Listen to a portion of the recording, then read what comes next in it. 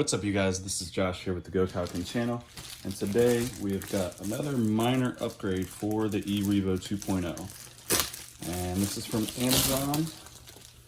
Just came in today, and it should be, RPM 1/10 scale rod ends. So this is the short. It's going to be a direct replacement for the rod ends. I'm going to use it for the ones that connect from the shock tower to the end of that A-arm. So this is the one that has pulled off. Again, these are the shorter ones, these are the longer ones. So I'm gonna replace at least the two in the back, and then I'll have some extras just in case. So let's go ahead and do that. So this is actually a really simple install.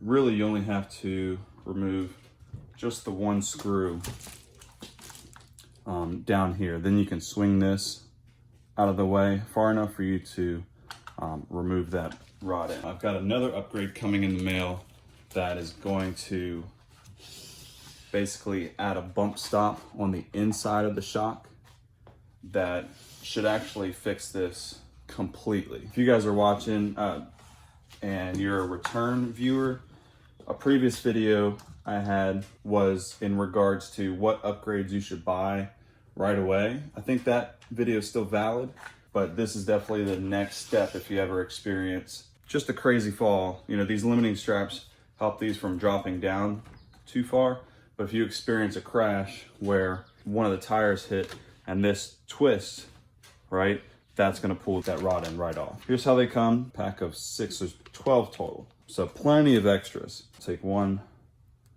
off here and here. So we'll put the rest back in the bag. And there's some instructions here talking about how you actually need to take the pivot ball off of the old one and press it onto the new one. Really, you can just do that with your hands. You don't need any special tool or anything like that. But let's go ahead and take that rod end off. And it should just be a 2 millimeter hex wrench. And that's the screw right there. Just rest that and make sure that you guys can see. Taking off that screw right there and that one there. Okay, so there's that. And we're just gonna, like I said, swing this out of the way. Then we can grab this. You wanna make sure that you remove this without spinning the entire rod, because then you're gonna be loosening it from the other end. All right, there we go. So there's one side, rod end removed. Now we're gonna remove this pivot ball. And real quick, you can actually see the size difference. You can see once we get it threaded on, it's gonna actually be just a little bit shorter than stock.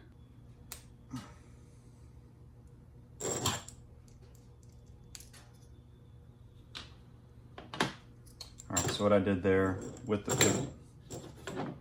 the pivot ball inside, just use any kind of flat surface like this, and then just push it out through one side about halfway, and then grab the pivot ball from the rod end and pull it out the rest of the way. Putting it back on is a little bit easier. Just insert here and just push down on a table or something. There you go, hear that pop in place, and now that moves freely. We're gonna go ahead and start getting this screwed back on. Now that's on, we're just gonna rotate it so that it goes into its slot pretty straight. All right, let me show you guys up close real quick. So we just turn that so that that pivot ball slides right back in that slot. And then we're reusing the same hole. If you compare the two tires and how far down they drop, it's not that big of a difference from the left side to the right side. If you wanted the left side to drop down a little bit further, you can move that in by one, or a little bit higher, and you can move it out by one.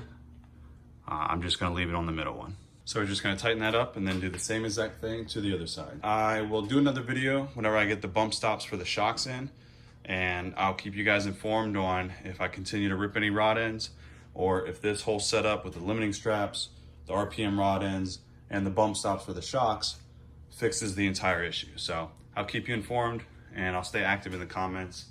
If you guys leave any comments, I'll be sure to reply to every single one of them. Also, something I just realized, in order to make this part a little bit easier, trying to unscrew this from the rod, you can actually just lift this up since that has detached from the shock. Lift it up, put something underneath the wheel, and make sure it doesn't fall off the stand. And then that just frees up this whole space for you to be able to work. All right, here's one more shot so you can really see what I'm doing. I removed the screw from this hole, lifted this tire up, and I'm unscrewing this. I'm gonna move the camera real quick. Getting something that I can push the pivot ball out with.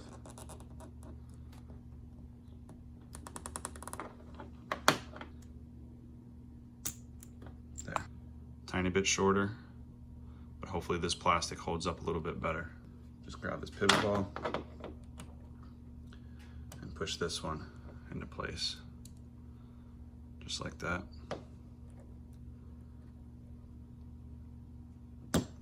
Let that snap. Now it's on.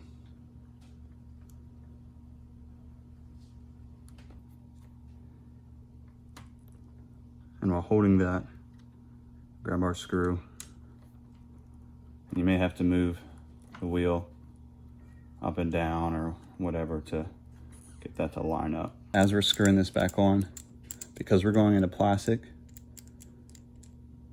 as soon as we start to feel that getting tight, you want to stop, because that screw is just keeping that pivot ball in place. So now both of the bottom rod ends connected down here have been replaced on both sides. I could go ahead and do the top ones. You know, actually I will go ahead and do the top ones as well. If you did the limiting strap upgrade, then this screw is going to be different where this is attached to that rocker arm. So just keep that in mind. If you want to do this limiting strap upgrade, just check out one of my previous videos for the E-Revo 2.0. I actually outline exactly which screw and spacers I've used to make this work. And we'll need to grab the screw as well as the limiting strap. You guys can see that, and the spacer. Just make sure that none of that falls off, and rotate that over, and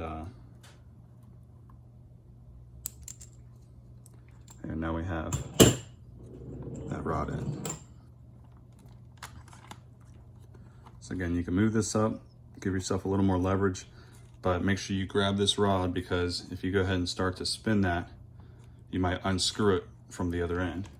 Now they make pliers for rods so that you're not messing them up, but I don't have any, so I'm just gonna very lightly grab this so it doesn't spin. Very lightly grab the rod.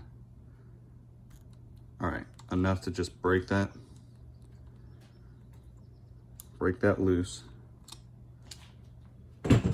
So anyways, like I mentioned, just remove this. I'm gonna put the RPM ones on. Same thing on the other side, and then I'll let you guys know if this fixes the issue or not. Because I did end up replacing the lower rod end and the upper rod end, and they're both shorter, it's actually quite a bit shorter than the stock setup. So because of the position where the rod end is hooked up, this actually lowers down with the stock spring rate a little bit further. So what I'm gonna do is just move this over to the most inside one, and that should bring this back up just a little bit. We are going to install the bump stops on the inside of the shocks. Part number 5462, they don't sell the bump stops by themselves, so you do have to get this whole kit in order to use it. Also, while we're here, we're gonna replace the shock fluid with some 50,000 weight. This is the same shock fluid that I put in the x-maxx. So first thing, we're gonna remove this upgraded rear chassis brace, 2.5 millimeter hex, and we'll go ahead and start taking that off. Sorry about the weird lighting. We're also gonna use a 2 millimeter hex tool to get the bottom part of the shocks off of these rocker arms. All right, so there's one shock out, there's the other. All right, so you may not actually have to remove this back one for the chassis brace, so I'm actually gonna go ahead and reinstall that one. I just took it off because I wasn't sure if I was gonna be able to get the shock out without removing that. So we'll just tighten that back on so that doesn't move. And then we'll focus on the shocks. Now we're gonna wanna take this spring out, and we do that by just compressing the spring and then just moving this retainer clip out of the way, just like that, and the spring comes off the top. You see that there's one bump stop right here. This is the same bump stop that's gonna come out of this kit, and we're actually gonna put it on the inside. All right, so we're gonna just take this cap off.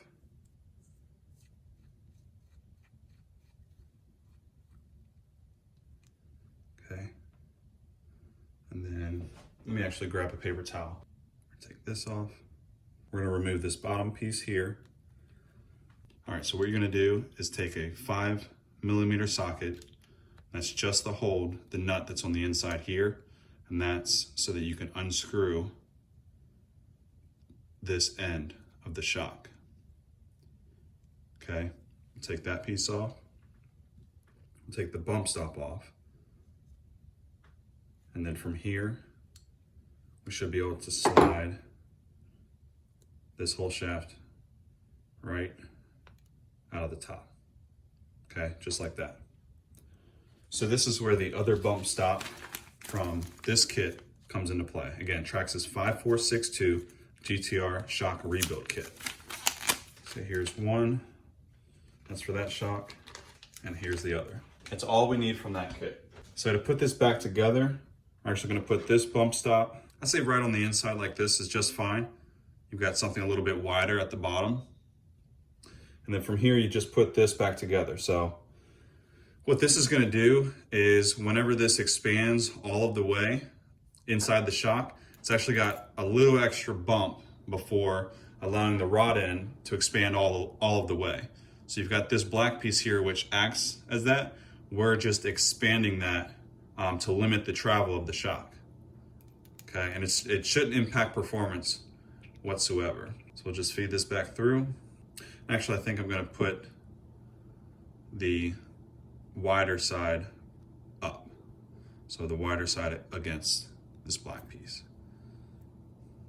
Just like that. Drop this back inside.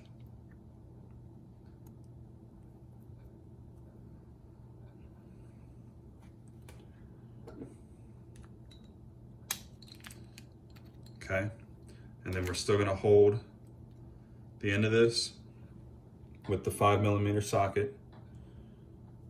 We'll put the bump stop back on this side. Okay, so now we're using 2. And then we'll tighten this back on. So, again, with that, we're just limiting the travel of the shock, okay? At the same time, like I mentioned, I'm replacing the shock oil with the 50,000 weight.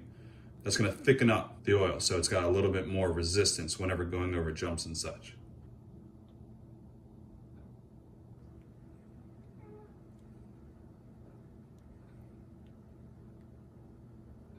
I'm gonna close this just about all the way.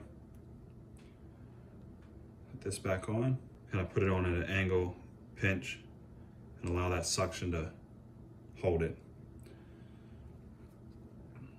Then we can put the cap back on. So let's actually remove the clip on this one so we can compare. So that's fully extended on the left, and on the right, we've got the second bump stop inside. So just limiting travel just a little bit, but that should help. Put the spring back on. We'll compress that spring and then put the retaining clip. We're pushing the spring and the bump stop down. There, and then putting the retaining clip back into place. Sometimes these can be a little tricky to get off, so just grab yourself a wrench. There's little slots here on either side that'll fit on. And then you can give yourself some leverage. Going through that pivot ball, and then you can break that right off. Let's go ahead and put it back on the Revo. You may need to move the wheel up and down just to get everything aligned. The biggest challenge is going to be having the pivot ball pointed the right direction so that it slides in place. So now, just like before, kind of insert something, make sure everything's lined up all right. Once you got it just right, hold that tire in place while you grab your screw. It should just drop right through the whole thing. Continue holding that in place. Don't apply too much pressure. You want it to catch on its own. Otherwise, you might be screwing into the rocker arm, not very straight, and all you'll be doing is just separating that rocker arm like that. So make sure that goes in smoothly, and then now we can feel it starting to get tight. You know that it's on there. So that should do it. Let's go ahead and get this off of the stand so you can actually see with this setup, these limiting straps, it's actually being, you see I've got the rear end lifted up. These limiting straps aren't doing anything now.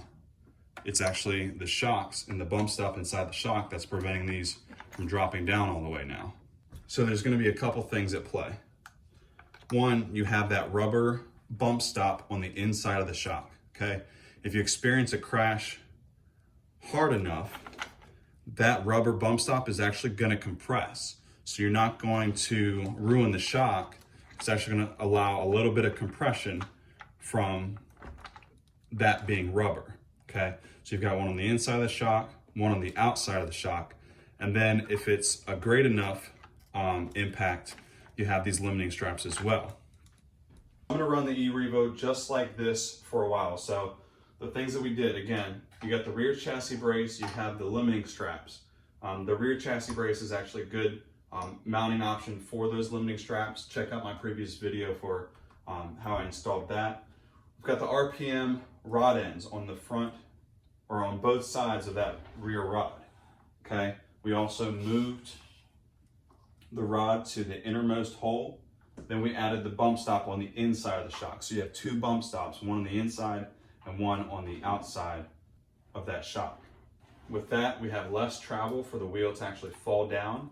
If there's a wreck that's severe enough that compresses that rubber bump stop, you've got the limiting straps that will then also make sure that it holds everything together. So RPM rod ends with the bump stop on the inside of the shock, and then limiting strap as a last resort.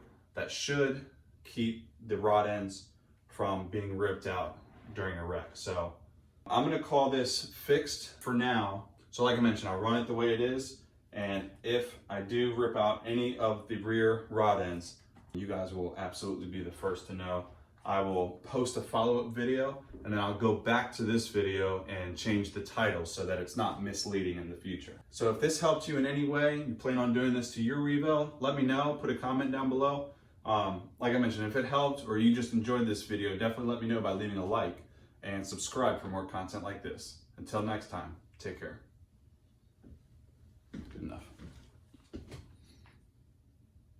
All right, what's up, you guys?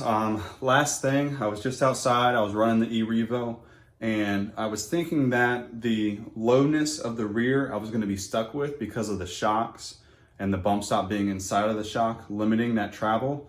But then I remembered RPM actually sells short and long versions of the rod ends. So I'm actually gonna purchase a set of the long rod ends because right now with the rod ends being connected to the centermost hole on the lower A-arm, it's extended out as far as possible. If I get the long one, I can actually drop that wheel a little bit more, bring the body of the Revo up some, so it's got a little bit more ground clearance, but it's still got that bump stop inside the shock to help save the rod end. So I'm gonna order that. I'm gonna include everything that I used in order to get the setup with the Revo the way it is right now. I ran it outside, it worked great, flipped, crashed in a very similar way, and it held up just fine. So I think the bump stops are doing their job, and there's no difference other than, like I said, the rear is a little bit low. I'm gonna raise that back up with the longer rod ends. Other than that, there's no difference in the way that the Revo handles. So I'm really happy with it. Anyways, just wanted to put that little tidbit in here. And then I'll go ahead and get to editing and I'll upload this. So anyways, thanks for watching.